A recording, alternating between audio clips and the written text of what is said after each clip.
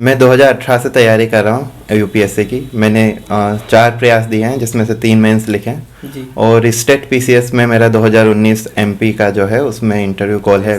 कमियाँ थी, पहली बात तो मेहनत उस स्तर की नहीं हुई जितना होना चाहिए था। डीमोटिवेशन तो होता है कभी कभी, लेकिन हिलअप करना पड़ता है क्योंकि तैयारी जर्नी वैसी है।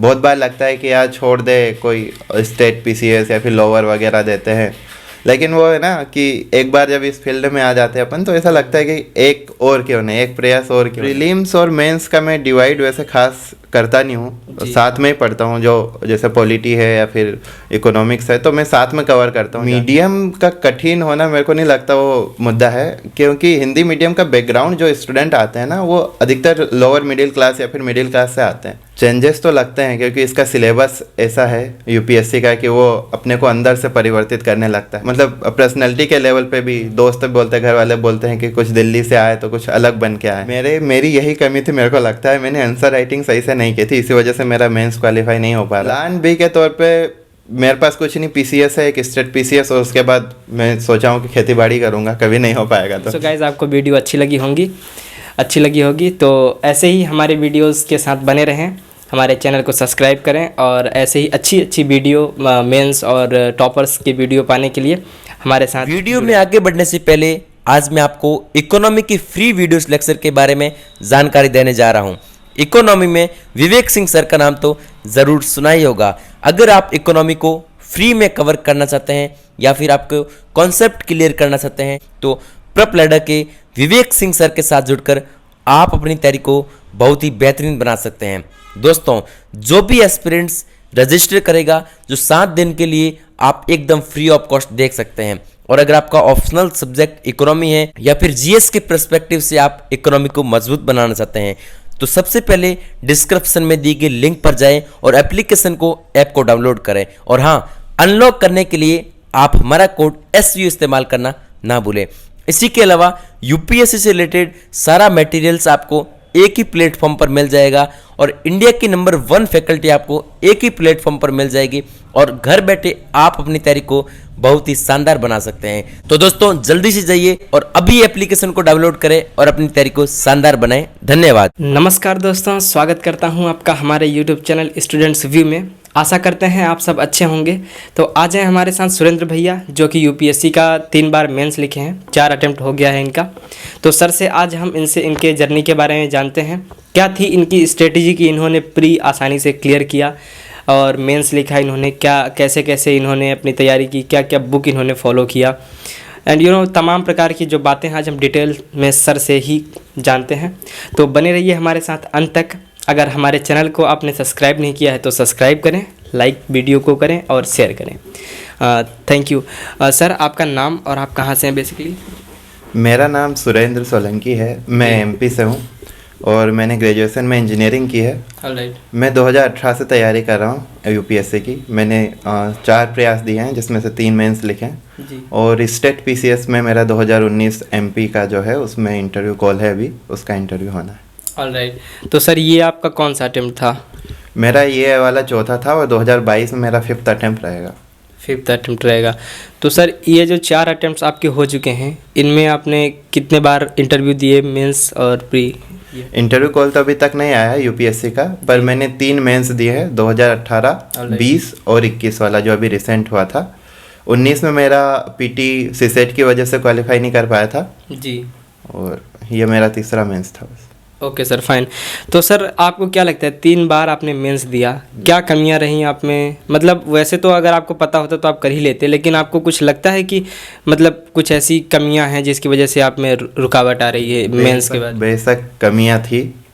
पहली बात तो मेहनत उस स्तर की नहीं हुई जितना होना चाहिए था। मेरा पहला मेंस था जब मैं कोचिंग चल ही रहा था, मेरा आधा कोचिंग हुआ था, 8 महीने का कोचिंग हुआ था। मैंने पीटी अटेम्प्ट ले लिया था, कोई मतलब मेरे पास गाइडेंस नहीं थी सही से कि अटेम्प्ट कब लेना चाहिए, तो मैंने बीच में ही ले लिया था। तो 2018 का अटेम्प्ट मैंने 8 महीने कोचिंग में दिया। जब मैं हिंदी दृष्टि से कोचिंग कर रहा था उस समय मेरा ऑप्शनल नहीं हुआ था, ऑप्शनल का कुछ भी नहीं हुआ था, ऑप्शनल इथिक्स की क्लासेस नहीं हुई थी। तो उस ड्यूरेशन में ही जब पीटी का क्लियर हुआ और मेंस के बीच में 3 महीने का ड्यूरेशन था, उस समय ही मैंने क्लास ली थी।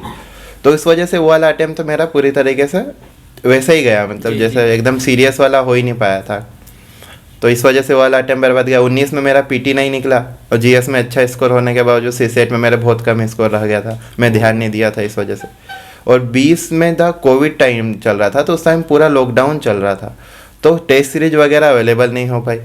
और मैं यहाँ से दिल्ली से चला भी गया था, 2019 में ही चला गया था, तो इस वजह से फिर वो वाला अटेम्प्ट भी ख़राब गया। 2021 वाला अभी जो दिया था, अभी मैं 2 महीने के लिए दिल्ली आया था, तो जितनी तैयारी हो पाई उस हिसाब से मैंने दिया है, लेकिन मुझे लग रहा है कि इस बार भी उतना अच्छा मैं बेहतर कर नहीं पाया हूँ, इस वजह से मैं अभी यहीं पे रुक गया हूँ दिल्ली में। और ये वाला 2022 वाला अटेम्प्ट बहुत सीरियस के साथ देना चाह रहा हूँ, इस वजह से मैं भी दिल्ली में ही हूँ 2022 के अटेम्प्ट। Okay sir. सर जैसा कि आप 4 अटेम्प्ट लगातार देते आ रहे हैं, राइट, तो सर इसके पीछे आपको कभी डिमोटिवेशन नहीं फील होता, लाइक कि आप 4 साल लगातार दे रहे हैं, आपका मेंस के बाद रुक जा रहा है? डिमोटिवेशन तो होता है कभी कभी, लेकिन हिलअप करना पड़ता है क्योंकि तैयारी जर्नी वैसी है। बहुत बार लगता है कि यार छोड़ दे, कोई स्टेट पीसीएस या फिर लोअर वगैरह देते हैं, लेकिन वो है ना कि एक बार जब इस फील्ड में आ जाते हैं अपन, तो ऐसा लगता है कि एक और क्यों नहीं, एक प्रयास और क्यों नहीं। Yes yes exactly. तो सर जैसा कि आप स्टेट पीसीएस भी दे रहे हैं यूपीएससी के साथ साथ, राइट, तो कौन कौन सा स्टेट पीसीएस आपने चूज़ किया? मैं अभी सिर्फ एक ही दे रहा हूँ, मेरा ही एमपी का, दूसरा मैंने कोई भी पीसीएस अभी अटेम्प्ट नहीं किया। In fact you are from MP, right? जी। ओके, तो सर आपका इंटरव्यू कॉल एमपीपीएससी में आने वाला है? जी, अभी अप्रैल में उसकी टेंटेटिव डेट है, पर वो कोर्ट केस उलझा हुआ है, तो शायद ही होगा लग रहा है, पर हो भी सकता है अभी अप्रैल में। All right. तो सर यूपीएससी एंड एमपीपीएससी दोनों को साथ में मैनेज करना और इनका सिलेबस मिलता जुलता है, कैसे आपने मैनेज किया? स्टेट का डिमांड थोड़ा अलग होता है, वहाँ फैक्चुअल चीज़ें ज़्यादा होती है। मैंने खास स्टेट की तैयारी नहीं की थी, पर मेरे सिस्टर्स वगैरह तैयारी करते थे, उन्हीं के नोट्स में कुछ पढ़ लेता था। जी जी। तो उसी में मेरा क्लियर हो गया। मैंने स्पेसिफिक स्टेट की न टेस्ट सीरीज दी थी, न मैंने उसकी तैयारी की थी, तो बस वैसे ही था वो। ओके, जो हमारे मित्र स्टेट पीसीएस के भी तैयारी के लिए देख रहे होंगे, तो उनको आप स्टेट पीसीएस के पर्टिकुलर कुछ की पॉइंट्स बताना चाहेंगे, कैसे उसकी तैयारी करें?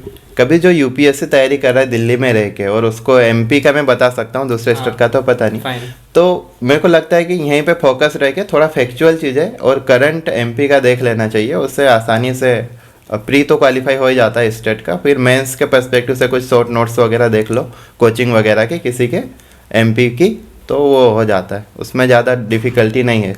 Okay sir, wonderful. सर अगर हम प्री की बात करें यूपीएससी की, जैसे कि आपका शायद 4 बार प्री लगातार हुआ है, राइट? हाँ, 3 बार हुआ है, एक बार अनक्वालिफाई किया। ओके सर, तो 3 बार सर आपकी प्री में क्या स्ट्रेटजी थी कि आपका तीनों बार प्री क्लियर हुआ? पहले तो बेसिक अच्छे होने चाहिए अपने पास, बेसिक सब्जेक्ट का जो बेस है वो बहुत अच्छा होगा, तो आपको एक जनरल मतलब मार्क्स क्वालिफाई कर ही पाते हैं। उसके बाद करंट एक की फैक्टर रहता है इसमें, करंट और स्टैटिक का जो मिला जुला आजकल पूछता है यूपीएससी, तो दोनों में बैलेंस होना चाहिए। करंट साल भर फॉलो करना चाहिए, और उसके साथ ही फिर ईयरली, जैसे मैं फॉलो करता हूँ कि विजन की पीटी 365 2 या 3 बार पढ़ लेता हूँ लास्ट में, तो करंट बहुत अच्छा हो जाता है उससे। और साथ में टेस्ट सीरीज एक की फैक्टर होगा उसमें भी, कि टेस्ट सीरीज अपने को ज़्यादा से ज़्यादा ऑब्जेक्टिव टाइप एमसीक्यू देना चाहिए, उससे जो गलतियां होती है जो मेन एग्ज़ाम में वो कम हो जाती है। ऑलराइट सर, आपने कितने टेस्ट सीरीज दिए वैसे? मैं विजन की फॉलो करता हूँ, विजन आईएएस की, उसी को मैं 2 से 3 बार, जैसे एक बार तो अपन अपने मार्किंग के इस पर्सपेक्टिव से देते हैं, फिर एक्सप्लेनेशन को मैं 2 या 3 बार पढ़ता हूँ। विजन के जो टेस्ट सीरीज होती है एक ही फॉलो करता हूँ मैं पीटी के लिए। पीटी के लिए ओनली? Okay sir. तो सर आपने कोचिंग कहीं से लिया था, और लिया था तो सर कितना फीस वगैरह था? मैंने दृष्टि से लिया था 2018 में, और कोचिंग लिया था। उसकी फ़ीस थी उस टाइम 1,15,000 के अराउंड थी कुछ, और ऑप्शनल का अलग था। ऑप्शनल की हिंदी लिटरेचर है मेरा ऑप्शनल, तो उसकी फ़ीस थी लगभग 36,000 के समथिंग थी। पर मैंने कोचिंग पूरा किया नहीं था, मैंने छोड़ दिया था बीच में। 7-8 दृष्टि का कोर्स बहुत लंबा है, 18 महीने का कोर्स था उस समय, तो मैंने 8 महीने के समथिंग कोचिंग की थी, फिर मैं दिल्ली छोड़ के ही चला गया था, फिर मैंने इंदौर से ही तैयारी की थी। Okay sir. सर दृष्टि आईएएस में जैसे कि आपने कोचिंग किया है, तो उसमें आपको क्या क्या मटेरियल्स उनके द्वारा प्रोवाइड किया जाता था? कंटेंट अच्छा है दृष्टि के पास, पर बहुत ज़्यादा है, बहुत ज़्यादा देते हैं कोचिंग वगैरह में। हाँ, बहुत हेवी होता है, क्विक बुक वगैरह मिलती है। मैंने सिर्फ उनके क्लास नोट्स फॉलो किए थे जो प्रिंटेड मिलते थे, और क्लास नोट्स जो लिखवाते थे सर, इसके अलावा मैंने ज़्यादा कुछ नहीं पढ़ा। जस्टी के मटेरियल से। जी, तो सर आपने फाउंडेशन कोर्स किया था या ओनली मेंस? फाउंडेशन कोर्स था मेरा। Okay, fine.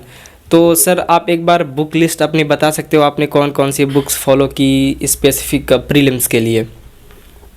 प्रीलिम्स और मेंस का मैं डिवाइड वैसे खास करता नहीं हूँ, जी। साथ में ही पढ़ता हूँ। जो जैसे पॉलिटी है या फिर इकोनॉमिक्स है तो मैं साथ में कवर करता हूँ जहाँ तक है पूरा, कि प्रीलिम्स के पर्सपेक्टिव से भी वही चीज़ें हो जाए और मेंस के पर्सपेक्टिव से भी अलग अलग, ऐसा कुछ कैटेगराइज ऐसा नहीं है। ऑलराइट। पर जो मैंने ज़्यादातर जो फॉलो किया है जस्टी के प्रिंटेड नोट्स किया है, और कुछ की बुक मेंस के पर्सपेक्टिव से जो सेगमेंट पीटी में नहीं होते उसके लिए कुछ अलग फॉलो किया। जैसे कि सोसाइटी के लिए एस पांडे के नोट्स है मेरे पास, पॉलिटी के लिए लक्ष्मीकांत देख लेता हूँ, बाकी दृष्टि के नोट्स भी पढ़ता हूँ उसी के साथ साथ। और इकोनॉमिक्स के लिए मैं कोई स्टैंडर्ड बुक नहीं फॉलो करता हूँ, उसके लिए सर थे दृष्टि के AK अरुण, उनके नोट्स है, और साथ में इकोनॉमिक सर्वे और बजट को बहुत अच्छे से पढ़ता हूँ। न्यूज़पेपर फॉलो करते हैं सर?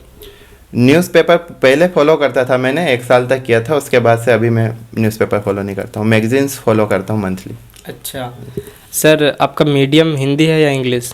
मेरा हिंदी मीडियम है। हिंदी मीडियम। हिंदी मीडियम से आपने प्री क्वालिफाई किया, मेंस लिखा, तो सर इसमें क्या लगता है, हिंदी मीडियम वाले, जैसे लोग कहते हैं कि हिंदी मीडियम वालों के लिए UPSC बहुत कठिन होता है, तो आपको क्या लगता है सर? मीडियम का कठिन होना मेरे को नहीं लगता वो मुद्दा है, क्योंकि हिंदी मीडियम का बैकग्राउंड जो स्टूडेंट आते हैं ना, वो अधिकतर लोअर मिडिल क्लास या फिर मिडिल क्लास से आते हैं। हाँ जी सर। तो उनकी जो जैसे शुरुआती एजुकेशन, जैसे हमारी भी हुई है, शुरुआती एजुकेशन उतनी बेहतर नहीं होती कि इस लेवल पे आके हम कंपटीशन कर पाए। मीडियम का भी थोड़ा बहुत तो कंटेंट का इशू रहता है कि सही से, जैसे टेक्निकल जो चीज़ें होती है इकोनॉमिक्स की, वो इंग्लिश में पढ़ने में आसानी होती है हिंदी की अपेक्षा, तो एक वो थोड़ा समझने में दिक्कत है, कंटेंट का मामला है। लेकिन मेन मुद्दा मेरे को लगता है कि जो अपना बेसिक से एजुकेशन है, बेसिक जो 12th तक की होती है, उसमें हम सही से एजुकेशन नहीं मिल पाती है, वो मेन मुद्दा है हिंदी मीडियम वाले बच्चों के साथ। इस वजह से सिलेक्शन रेशियो कम देखने को मिलता है। ओके सर, जब आपने फर्स्ट अटेम्प्ट दिया था और ये आपका 4th अटेम्प्ट है, राइट जी था, तो इसमें आपको कितने चेंजेस लगे आपके अंदर, यहाँ दिल्ली आने के बाद, कोचिंग्स लेने के बाद?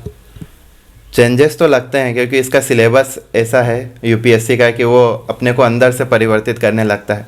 जब इंजीनियरिंग टाइम थे तो हम कुछ और थे, और जब यहाँ पे अपन जब इथिक्स पढ़ते हैं, चीज़ों को समझने लगते हैं, पॉलिटी इकोनॉमिक्स को देश के समझने लगते हैं, तो एक गंभीरता आ जाती है। मतलब पर्सनैलिटी के लेवल पे भी दोस्त बोलते, घर वाले बोलते हैं कि कुछ दिल्ली से आए तो कुछ अलग बन के आए हैं, तो वो चेंजेस तो है। अभी आपने इंजीनियरिंग मेंशन किया, तो सर इंजीनियरिंग करने के बाद UPSC चूज़ करना, ऐसा क्यों सर?